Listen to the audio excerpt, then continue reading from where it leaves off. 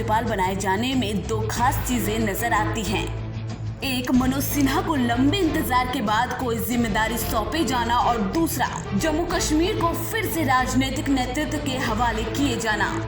गिरीश चंद्र मुर्मू को केंद्रीय शासित क्षेत्र बनाने के बाद जम्मू कश्मीर के पहले उपराज्यपाल जैसी जिम्मेदारी सौंपने की सबसे बड़ी वजह ये रही कि वो प्रधानमंत्री नरेंद्र मोदी के भरोसेमंद अफसरों में से एक हैं।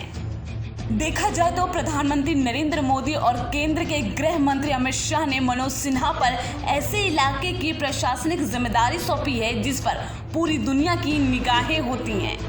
फिलहाल जम्मू कश्मीर में भले ही कोई चुनावी माहौल ना हो, लेकिन मनोज सिन्हा को उपराज्यपाल बनाए जाने के बावजूद उनसे मोदी शाह की अपेक्षा करीब करीब उतनी ही है जितनी कि किसी के सूबे के मुख्यमंत्री से होती है।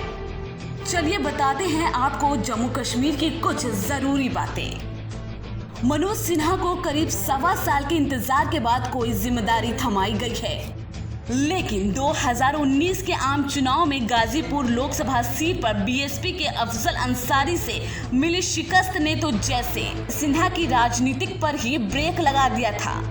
एक नौकरशाह जीसी मुर्मू को हटाकर मनोज सिन्हा को जम्मू कश्मीर के उपराज्यपाल की जिम्मेदारी सौंपे जाने का मतलब तो यही लगता है कि सूबे को जहां सत्यपाल मलिक छोड़कर गए थे, मनोज सिन्हा को उसे आगे बढ़ाने का टास्क मिला है, क्योंकि जीसी मुर्मू के कुर्सी पर रहते हुए पूरा सिस्टम स्टैंड बाय मोड पर ही रहा, क्योंकि वो सिस्टम ऑपरेटर से ज्यादा भूमिका नहीं निभा पा रहे थे। वहीं गृह मंत्रालय के आंकड़े बताते हैं 15 जुलाई 2020 तक जम्मू कश्मीर में हिंसा कुल 120 घटनाएं हुई, जबकि 2019 में इसी पीरियड में ऐसी 188 घटनाएं दर्ज की गई थी। इस दौरान 136 आतंकवादी मारे गए, जबकि पिछले साल 126 आतंकी मुठभेड़ में मारे गए थे। आंकड़े हिंसा की घटनाओं में कमी के सबूत हैं, लेकिन चिंता की बात यह है कि इस साल मारे गए आतंकवादियों में से सिर्फ 15 विदेशी थे। हालांकि 9 की पहचान नहीं हो पाई है। मतलब ये हुआ कि स्थानीय युवक आतंकवाद का रास्ता अब भी तेजी से इख्तियार किए हुए हैं। सुरक्षा बलों ने आतंकियों की सेल्फ लाइन तो कम कर दी है, लेकिन स्थानीय युवकों के रुझान में कमी नहीं आ रही है।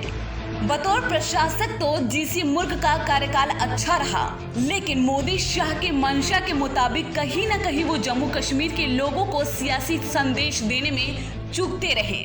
5 अगस्त 2020 तक जम्मू कश्मीर में धारा 170 हटाने को 1 साल पूरा हुआ और वो जीसी मुर्मू के कार्यकाल का आखिरी दिन भी साबित हुआ।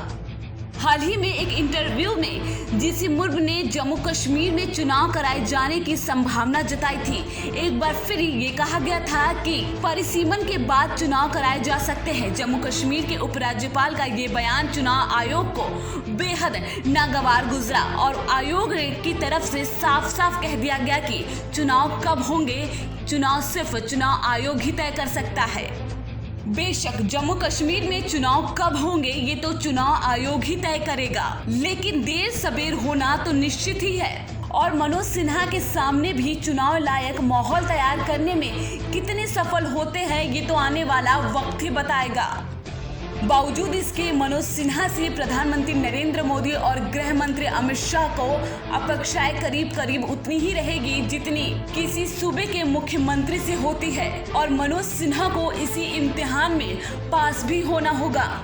Bureau report, AB star news.